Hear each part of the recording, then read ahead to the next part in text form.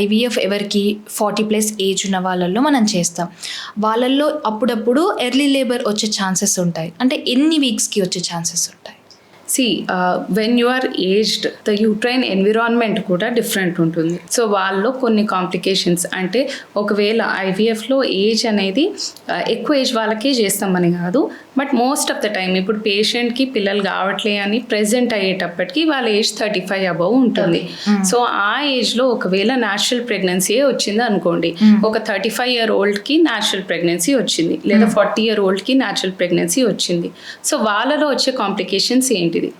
Same complications వీళ్ళలో కూడా ఉంటుంది. సో దాంట్లో ఎగ్జాంపుల్గా కొందరికి ముందే పెయిన్స్ రావడం, అంటే 7th month 8th monthలోనే పెయిన్స్ రావడం, లేకపోతే బీపీ రావడము, షుగర్ రావడం, వాళ్ళలో ఎంత ఛాన్సెస్ ఉంటాలో వీళ్ళలో కూడా సేమ్ అంతే ఛాన్సెస్ ఉంటాయి. యాక్చువల్లీ నాకు ఒక చిన్న డౌట్. 7th monthలో బేబీ బార్న్ చూసాం, ప్రీమెచ్యూర్ బేబీ.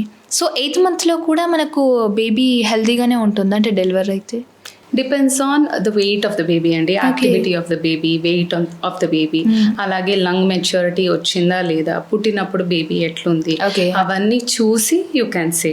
కానీ as of now even 6th month బేబీని కూడా మనం ఇంక్యుబేటర్స్లో పెట్టి బేబీ హెల్దీగా they are going home.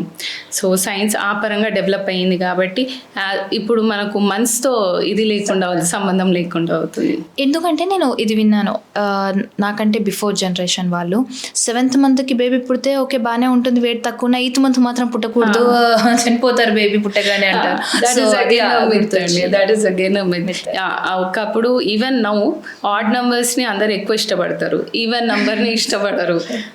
Couple ఈ ఫర్టిలిటీ జర్నీలో వాళ్ళిద్దరు సపోర్ట్ ఎంతవరకు అవసరం? ఫర్టిలిటీ జర్నీని మనం ఈజీగా చెప్పాలంటే it's not a reel, let's divided.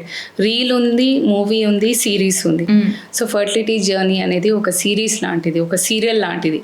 So అందులో ఇద్దరు చేతులు పట్టుకొని ఇద్దరు ఎమోషనల్గా కనెక్ట్ అయ్యి ఒకరినొకరు బ్లేమ్ చేయకుండా ఎంత దూరం వెళ్తుందో మేబీ జర్నీ మీకు అంత ప్లెజెంట్గా ఉంటుంది. కొందరికి మీరు చెప్పినట్టు రీల్ లాగా సింపుల్గా అయిపోతుంది, కొందరికి ఇంకొంచెం ముందుకు వెళ్ళాల్సి వస్తుంది, మూవీ పడుతుంది కావచ్చు, కొందరికి సీరియల్ లాగా టైం పడుతుంది కావచ్చు.